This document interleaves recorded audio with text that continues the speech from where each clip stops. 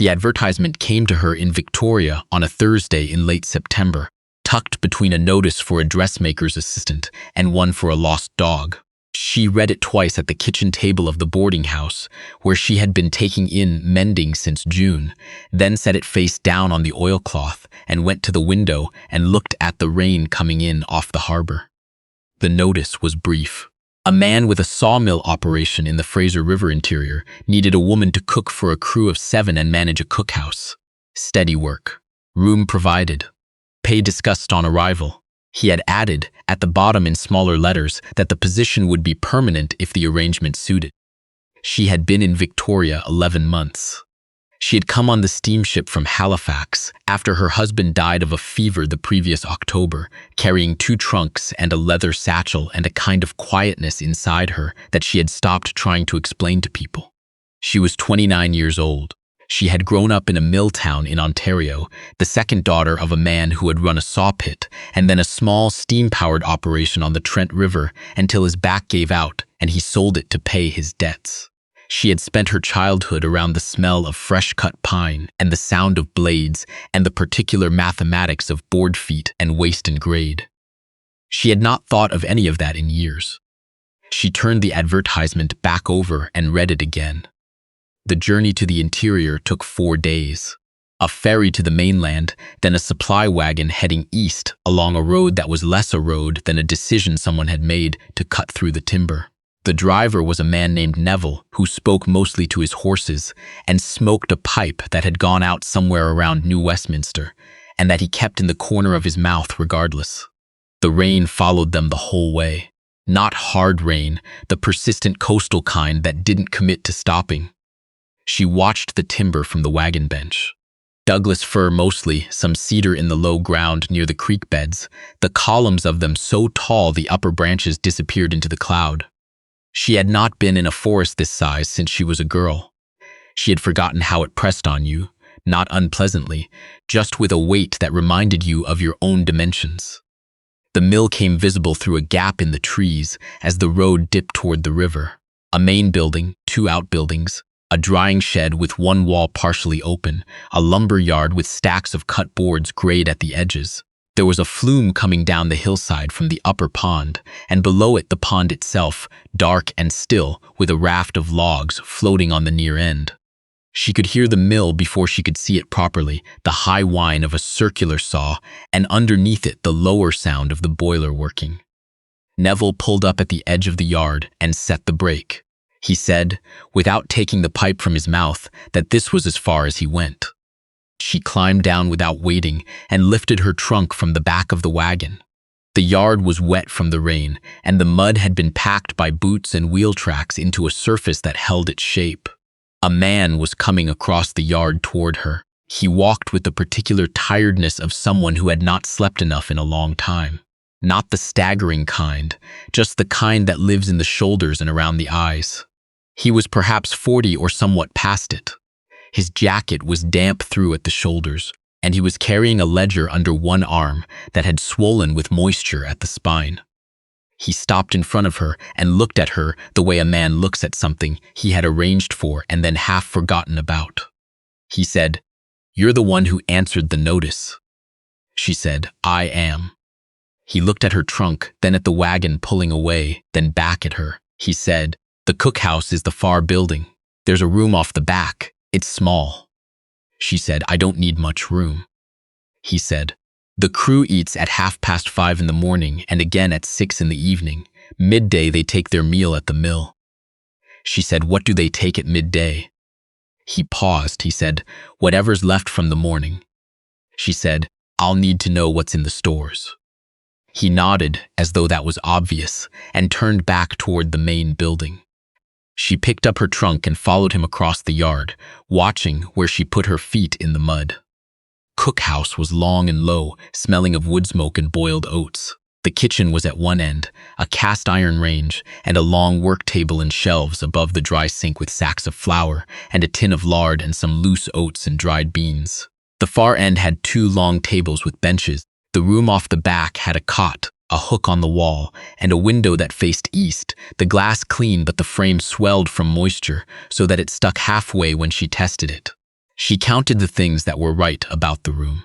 The roof didn't leak, the floor was level, the window faced the direction from which the light came first. She unpacked the practical things. Her extra apron went on the hook, her bone-handled knife and her tin of salt and her small case of thread went on the windowsill. She had learned to keep necessities at hand. She had also learned that a new place had to be read before it could be used. And she spent 20 minutes going through the stores methodically before she started the fire. She found good flour and bad lard and beans that had sat too long and needed sorting. She found half a slab of salt pork tucked behind a sack of cornmeal. She found a tin of baking powder and checked that it still had action by tapping a pinch into a cup of water. It fizzed. Good. The crew came in at 5:30, as he had said, 7 men filing through the door and hanging their hats on the row of pegs. They were quiet in the way of men who had been fed badly enough for long enough that they didn't expect much. They sat down without looking at her directly. There was one who sat at the end of the near table apart from the others, an older man with gray at both temples and a way of sitting that suggested his knees ached him in the mornings. He was the only one who looked at her directly when she set the food down, not unkindly. He was reading her the way she had been reading the kitchen. His name, she learned, was Cadell. He had been at the mill 4 years, and before that had worked timber operations along the Skeena River. He had the hands of a man who had worked with wood his whole life, the knuckles enlarged, the skin cross-hatched with old cuts. She put beans and salt pork and cornbread on the tables and poured coffee into the cups and went back to the stove and listened to the sound of them eating. It was the sound of men who were hungry, not men who were used to eating well. There was a difference. She filed that. When she cleared the plates, Cadell said, without looking up from the table, "That's more than we've had at one sitting in some time." She said, "The stores have what they have. I'll need more flour by the end of the week." He looked up then, he said, "The supply wagon comes Fridays." She said, "Then I'll have a list ready by Thursday." Something settled in his face, not a smile, something more like recognition. He came in that night as she was cleaning the stove, not Cadell, but the man, and he stood in the doorway of the cookhouse in a way that made her think he had something to say and wasn't sure yet whether to say it. She kept at the stove. After a moment, he said, "The job is just the cooking and the house. I didn't mean to suggest more than that." She turned and looked at him. He did not look like a man who was threatening her. He looked like a man who was trying to be fair and was uncertain how to do it. She said, "I understand what the job is." Good. He didn't move. She said, "There's coffee if you want it." He came in and sat at the end of the near table, and she poured him a cup and went back to the stove. The rain had started again against the roof. She could hear the boiler in the main building, still working at this hour, the low, patient sound of it. She said, without turning, "How many contracts do you have through the winter?" He was quiet for a moment. He said, "1, framing lumber for the new settlement up at Clearwater Flats. It should have been 2, but the second one went to the Harmon operation at Ashcroft." She kept her voice even. She said, "Why did it go to them?" He said, "Their grade was more consistent." She turned then and looked at him. He was holding his cup in both hands and looking at the table. She said, "Is it a blade problem or a feed problem?" He looked up. The expression on his face was not defensive. It was the expression of a man who had been carrying a question for a long time and had not expected someone to ask it plainly. Said, "I don't know. Both maybe. Cadell thinks the blade's been badly set since August." She said, "Can I walk the mill in the morning before the crew starts?" He said nothing for a long moment. Then he said, "I start the boiler at 4:15. She said, "I'll have the crew's breakfast ready by 5. She was in the mill at 4:30. He was at the boiler, and he looked at her when she came in but didn't say anything. She walked the length of the saw carriage first, looking at the guide rails, then came around to the blade itself. The circular saw was a 54-inch blade on a horizontal arbor. She could see by the way the early lamplight caught it that it wasn't tracking flat. A slight wobble, barely visible, but enough. She looked at the set of the teeth. The gullets were clogged with pitch on the lower third of the blade. Resin buildup, probably from cutting green wood at a feed rate too fast, letting the heat build rather than letting the blade clear itself. She stood back and looked at the carriage mechanism. The feed dogs were worn on the right side, which meant the log would walk slightly as it came through, which meant the cut wandered, which meant the boards came out with a wavy edge instead of a straight one, and a wavy edge meant they wouldn't meet grade specifications. You could cut good timber all day and end up with boards no contractor would accept. She went back to the cookhouse and had the breakfast on the table before the crew came in. When Cadell sat down, she said quietly, so only he could hear, the feed dogs on the right side of the carriage. How long have they been worn? He stopped. He looked at his plate. He said, since sometime in the spring, March maybe. She said, and the blade last filed? August, before that May. She said, the gullets are pitching up on the lower third. He looked at her then, a long direct look. He said, you know mills. She said, my father ran one on the Trent River in Ontario. I grew up in it. He held her look for another moment, then nodded once and went back to his food. She didn't say anything to the man until that evening. He came into the cookhouse for the evening meal and sat at the far end of the long table. And after the crew had gone and she was at the basin, she said, I'd like to talk to you about the feed mechanism when you have time. He came and sat at the near table. She dried her hands and sat across from him. She told him what she had seen. She told him about the feed dogs and the blade and the pitch buildup and what it was doing to the edge quality of the boards. She told him about the feed rate, that the crew was pushing the carriage too fast through the green wood and the blade was heating before it could clear. And that was where the pitch was coming from. And the pitch was dulling the teeth faster than ordinary ware would. And the dulled teeth were increasing the kerf, and the increased kerf was turning usable wood into sawdust.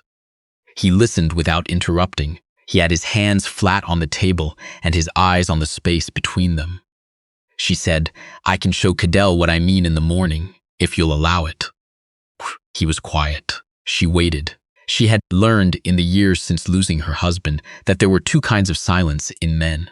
The kind that meant nothing was happening, and the kind that meant something was being decided. This was the second kind. He said, Cadell's been doing this for 20 years. She said, I know. I'm not suggesting he doesn't know his trade. I'm suggesting the carriage mechanism has gone wrong in a way that's costing you grade, and the fix is mechanical, not a matter of skill. He looked at her. She met it. He said, all right.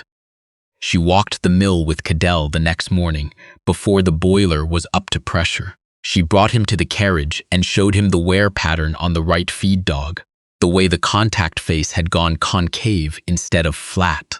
She showed him what happened to the log's path over a 12-foot run when the dog was giving half a degree of lateral movement per foot.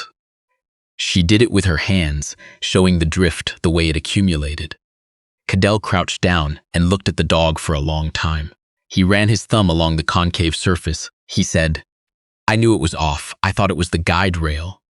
She said, the guide rail is fine. It's the dog, and the blade needs the pitch cleared off the lower third before it goes back in. The file angle needs to come down 2 degrees to compensate for the softer fur you've been running.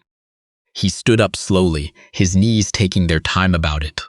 He looked at her the way he had looked at the feed dog, with attention that was looking for information rather than advantage. He said, where'd you learn the file angles? She said, my father kept a notebook. I copied it out when I was 12. He made a sound that wasn't quite a laugh. He said, all right, let's pull the dog. They spent the better part of 3 days on it, Cadell doing the mechanical work and she standing by or handing tools and watching the process. And on the 4th morning when the boiler came up and the blade went into its first log, the sound was different, cleaner. Pitch had been cleared, and the teeth filed to the correct angle, and the log tracked straight through the carriage, without wandering, and the boards came off the saw with edges that were flat and true. Cadell stopped the carriage and picked up a board and looked down the length of it the way a man looks down a rifle barrel. He set it down and said nothing, which was the most he had to say about it. She watched from the side of the mill, her arms folded against the cold. The man was at the boiler end, watching the blade. He didn't look at her, but he did not speak to her less. The railway contractor came through in November. She knew he was coming because Cadell mentioned it the morning of, setting down his coffee cup and saying, without ceremony, that a man named Boyce from the CPR land office was coming that afternoon to look at the operation. She kept to the cookhouse and made sure there was coffee on and stayed out of the main building until mid-afternoon, when she went across the yard to bring a plate to Cadell, who had not come in for the midday meal. She came in through the side door and stood near the timber pile, while the contractor walked the lumber yard with the man. Boyce was a compact figure in a good coat, making notes in a small book. He was running his hand along the face of the boards. He stopped at one stack and said something, and she saw the man's expression tighten. She came forward. He looked at her. The contractor looked at her. She said to Boyce, "That stack is your concern." The contractor said, "I beg your pardon?" She said, "Those boards were cut before the carriage was reset. The edge variability on those won't meet railway specification. But the stacks behind them, everything cut in the last 6 weeks, those are consistent." She looked at him steadily. "You can measure them if you like." Boyce looked at the man. The man said nothing, but he didn't correct her either. Boyce walked to the nearest of the newer stacks and took a board off the top and stood it on its edge on the ground and looked down its length. He took a second board. He laid them face to face and crouched to look at the joint. He stood. He said, "Who told you the specification?" She said, "I know what a railway grade is. My father supplied framing lumber to the Grand Trunk Line in 1864. The specification hasn't changed." There was a long silence. Cadell was somewhere behind her. She didn't turn to look at him. Boyce said, "The new boards are good." He looked at the man and said he would have numbers to him by the end of the month. After the contractor had gone and the yard was quiet again, Cadell came and stood beside her at the edge of the lumber pile. He did not say anything for a moment. Then he said, "The Grand Trunk Line in 1864. She said, "My father mentioned it often. He was proud of it." Cadell said, "I expect he was." He picked up a scrap piece from the ground, turned it in his hands, set it back down. He said, "You should have been running this operation from the start." She said, "I'm the cook." He said, "You're whatever you decide to be." She went back to the cookhouse. The sky had gone the blue-gray of late afternoon in November. The kind of blue that meant the temperature was dropping and the first real frost was not far off. She could smell the river. The winter was hard in the particular way the BC interior does winter. Not as cold as the prairies, but wet and dark. And the dark came early and stayed late. She learned the rhythm of the crew, which men were steady and which needed watching in bad weather, which ones worked better in the cold and which ones slowed down. She started keeping a log of the board footage each day, just for her own information. And after a while, she started noting what she observed in the timber coming down from the upper pond. The proportion of clear grain to knotty, the occasional log taken too green, that would make inferior lumber no matter how well it was cut.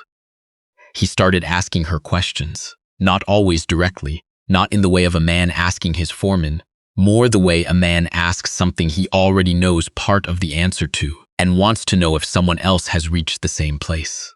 He would say something at the table in the evening about a log he'd seen in the pond that morning, or a report from the faller about a new stand up the north slope, and she would answer or not answer, depending on whether she had anything to add, and the conversation would go or not go from there.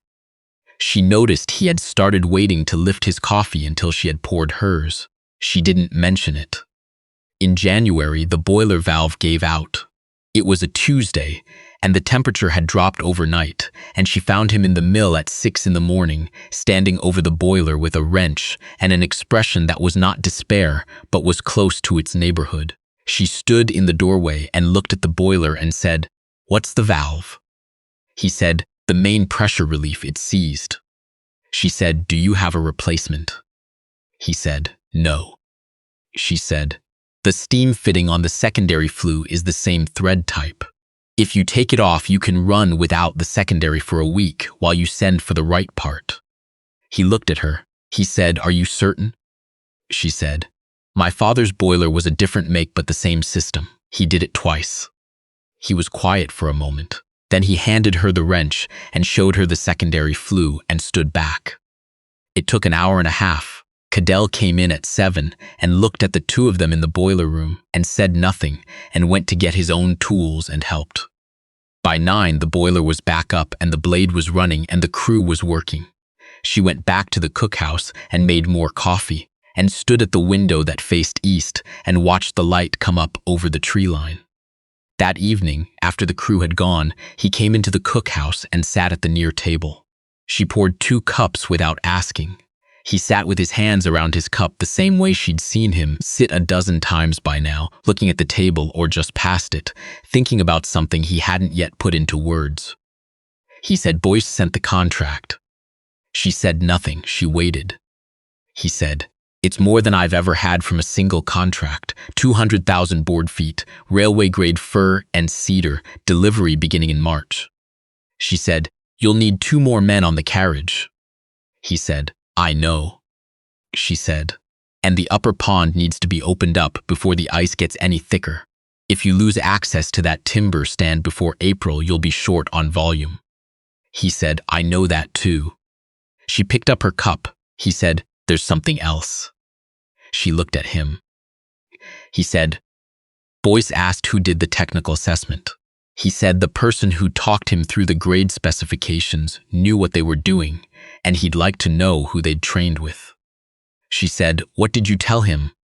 He said, "I told him I'd ask." She looked at him. He looked at her. The lamp on the table between them was burning low, the wick needing trimming, throwing a warm and slightly unsteady light.